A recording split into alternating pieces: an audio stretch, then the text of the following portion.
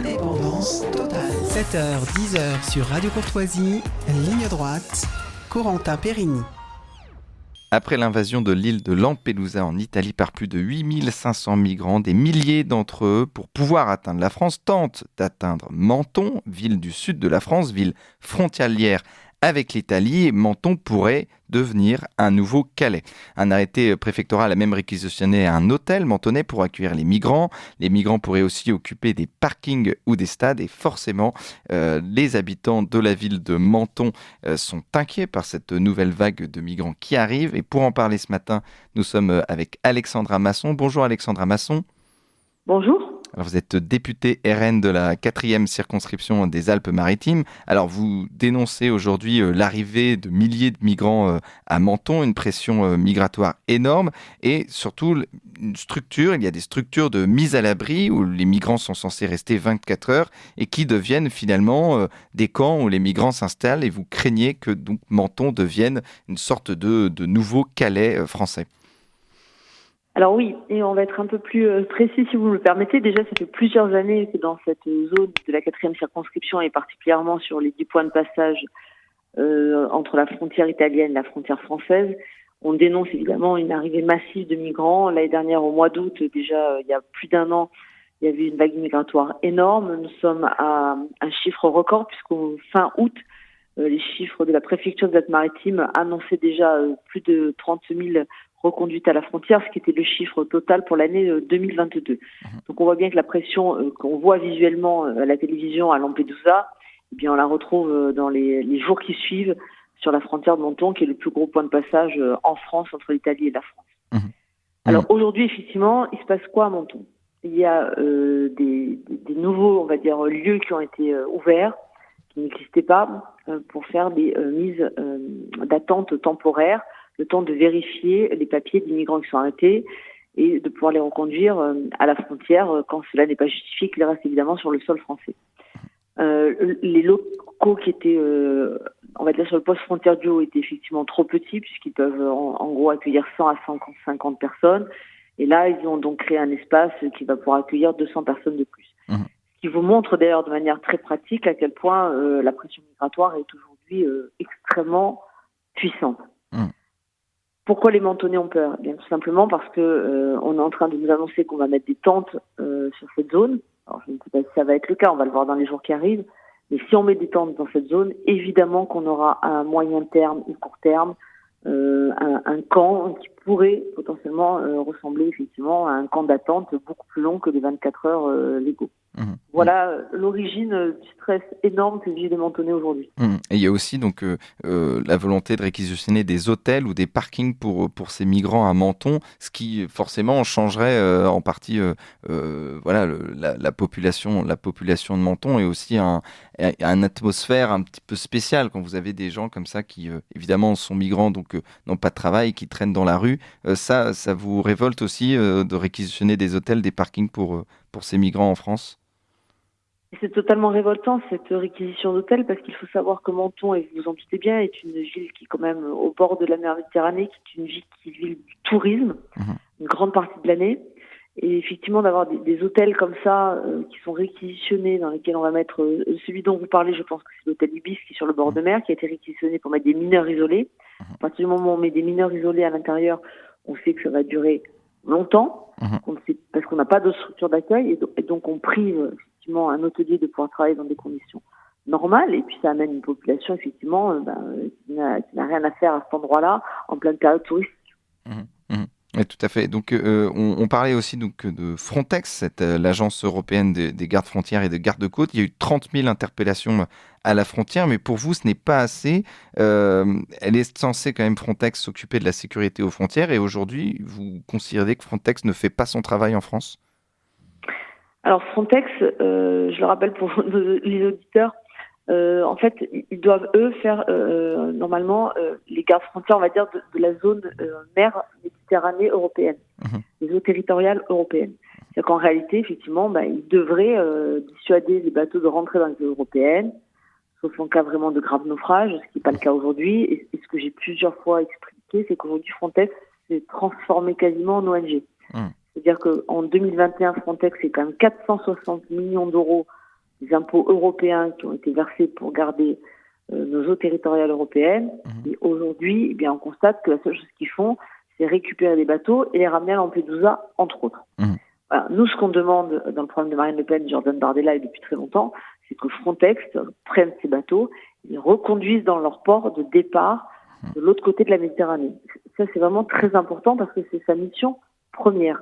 Et aujourd'hui, il faut arrêter aussi, clairement, d'alimenter toutes les ONG qui ont des bateaux comme Océan Viking, entre autres, qui, eux, ne font qu'aller chercher des bateaux en dehors des eaux territoriales pour les ramener dans les eaux territoriales européennes. Donc en fait, aujourd'hui, ils font le jeu des passeurs, voire même ils se transforment en passeurs.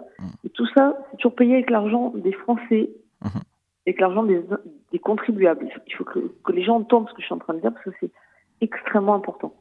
Ils deviennent complices donc, de ces passeurs. Alors vous en voulez aussi à Giorgia Meloni, on rappelle Giorgia Meloni donc, qui gouverne l'Italie, qui a été élue sur un programme anti-immigration et qui pour vous n'a pas été ferme avec cette nouvelle vague de migrants en Italie. Alors, je n'en veux nullement à Giorgia Meloni, qui je pense est quand même une femme politique qui a fait beaucoup depuis qu'elle a été élue en Italie. Puis j'ai beaucoup de compatriotes italiens avec qui on travaille régulièrement. Non, par contre, clairement, et ça je l'ai dit, je vais le redire, en ce moment, Giorgia Meloni est en train de décevoir sur sa politique migratoire. Il faut absolument qu'elle se reprenne. Elle le comprend, mais je pense qu'elle n'a pas assez fortement compris aujourd'hui.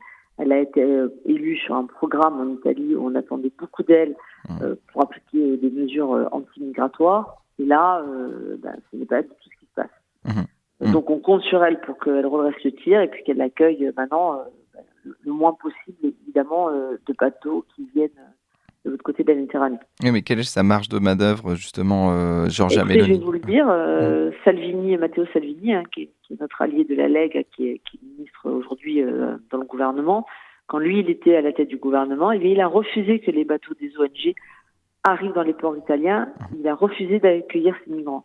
Eh bien, je pense que dorénavant, Giorgia Meloni doit évidemment appliquer les mêmes mesures.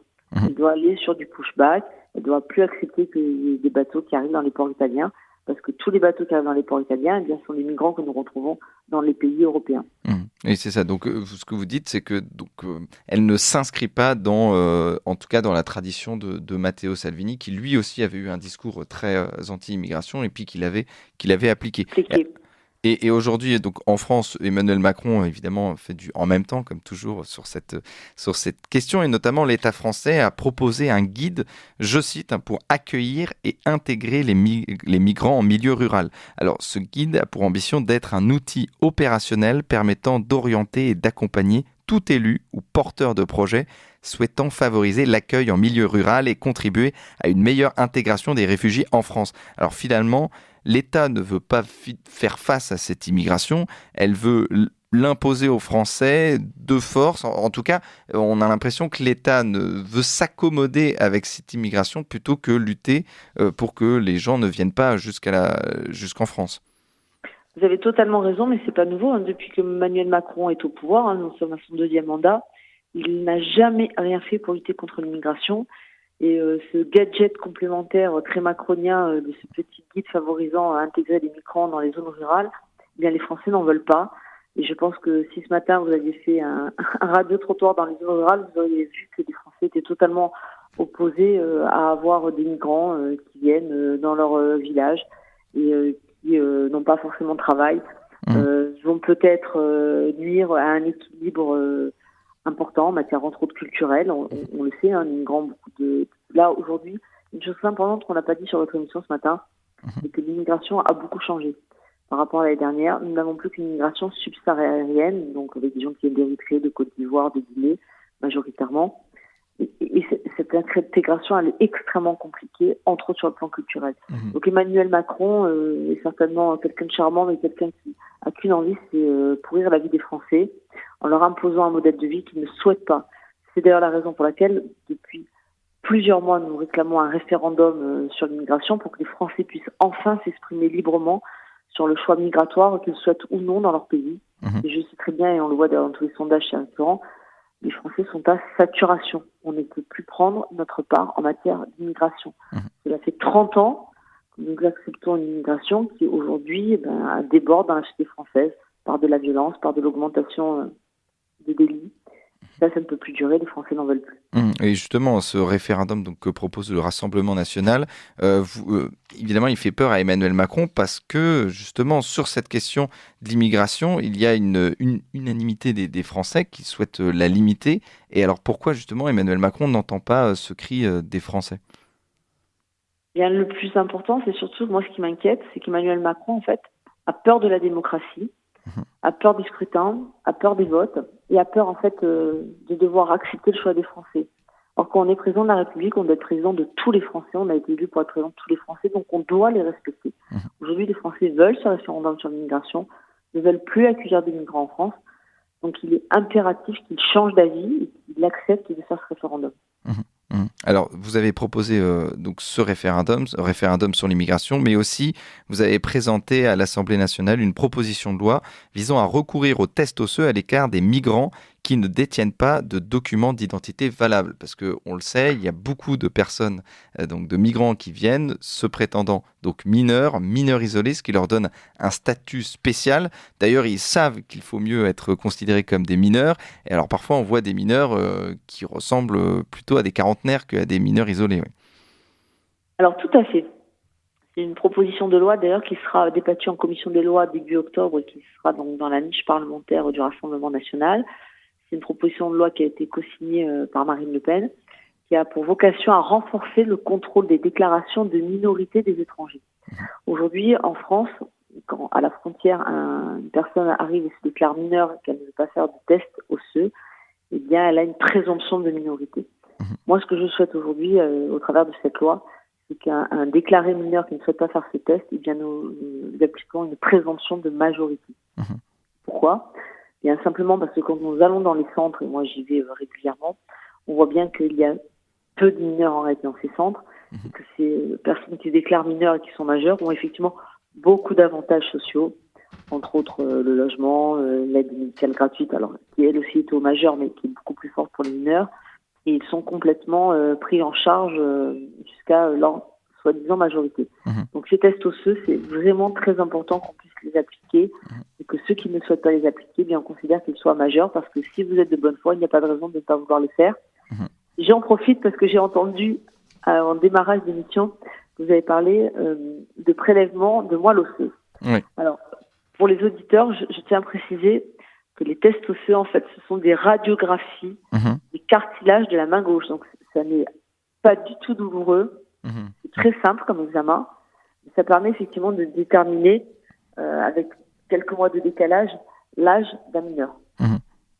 Oui, donc c'est en réalité quelque chose d'assez facile et de peu coûteux et qui permettrait justement de nous aider à savoir qui est mineur ou qui est majeur sur les migrants qui arrivent en France.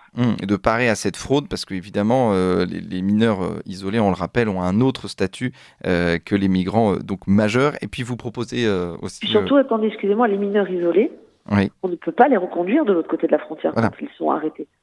D'accord ? Alors que les majeurs, oui, évidemment, peuvent être expulsés.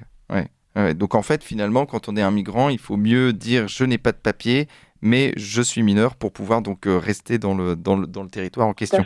Et vous parliez aussi de la demande d'asile doit être faite depuis les ambassades, et puis vous voulez aussi arrêter donc le financement des ONG pro-migrants. Tout à fait. C'est impératif aujourd'hui. On ne peut plus rester dans cette situation. Il faut que l'Europe arrête de financer toutes ces ONG qui se sont transformées en passeurs. C'est ça. Donc, et puis les demandes d'asile depuis les ambassades, ça c'est quelque chose qui est possible parce que aujourd'hui les migrants arrivent et puis font leurs demandes en France et donc forcément c'est plus compliqué de les rebooter après. Alors que si ils ne sont pas rebootés. Oui, voilà. Ils sont pas rebootés. Il faut que les Français comprennent que quand on a un demandeur d'asile aujourd'hui en France qui est arrivé donc à Lampedusa, puis en Italie, puis qui est arrivé donc à la frontière à Menton. Eh bien, si sa demande d'asile est déboutée, déjà, on le garde le temps qu'il fasse sa demande d'asile, donc ça coûte l'État français paye, donc ça coûte aux contribuables français. Et une fois qu'il est débouté, il reste sur le territoire. On n'expulse même pas 7% des demandeurs d'asile qui n'ont pas eu gain de cause. C'est ça. Donc finalement... On a eu les dernières statistiques, on est à 8%. Donc Frontex ne fait pas... Donc les Français doivent comprendre que pourquoi il y a ce ras-le-bol et pourquoi Emmanuel Macron est totalement inconscient de la situation dans laquelle il met les Français, c'est que toutes ces personnes personnes qui rentrent ne repartiront pas. Ne repartiront pas. Et justement, donc, vous proposez donc la demande d'asile depuis les ambassades, un arrêt des financements des ONG, le renvoi immédiat, on l'a dit, des bateaux à leur point de départ, et puis mettre fin à cette escroquerie des mineurs étrangers avec ce test sur la moelle osseuse. Merci Alexandra Masson. Je rappelle que vous êtes députée de la 4e circonscription des Alpes-Maritimes, et puis on continuera de suivre avec vous la situation à Menton. Merci à vous.